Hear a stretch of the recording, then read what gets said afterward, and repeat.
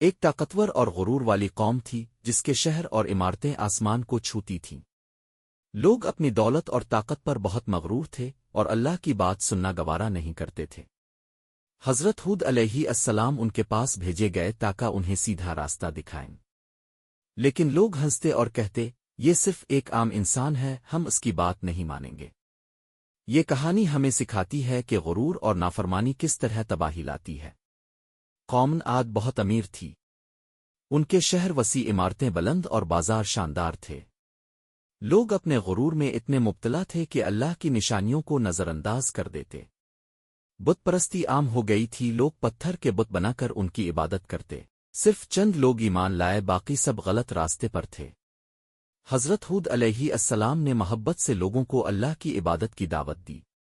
وہ کہتے صرف اللہ کی عبادت کرو اور سچائی کی راہ اختیار کرو، ورنہ تباہی تمہیں آڑے آئے گی۔ حضرت ہود علیہ السلام نے کئی سال تک لوگوں کو خبردار کیا۔ وہ دن رات لوگوں کو سمجھاتے، لیکن لوگ ان کا مذاق اڑاتے۔ بزرگ اور طاقتور لوگ کہتے ہم خود اپنی طاقت پر فخر کرتے ہیں، ہمیں کس نے کہا؟ بچے اور نوجوان بھی ان کی بات نہیں سنتے تھے۔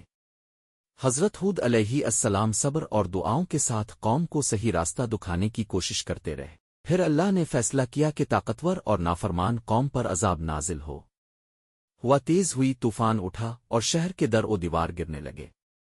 لوگ بھاگنے کی کوشش کرتے لیکن کہیں بھی محفوظ نہ تھے۔ پانی اور ریت کا طوفان ہر طرف پھیل گیا، سب کچھ تباہ ہو گیا۔ صرف وہ لوگ بچ سکے جو ایمان لائے اور حضرت ہود علیہ السلام کے ساتھ تھے۔ یہ کہانی ہمیں سبق دیتی ہے کہ اللہ کی ہدایات کو کبھی نظر انداز نہیں کرنا چاہیے۔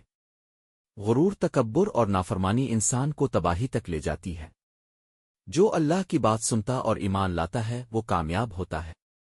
ہمیں چاہیے کہ اپنی زندگی میں صبر، عاجزی اور ایمان کے راستے پر چلیں۔ قوم عاد کا انجام آج بھی ہمیں ڈراتا اور سوچنے پر مجبور کرتا ہے۔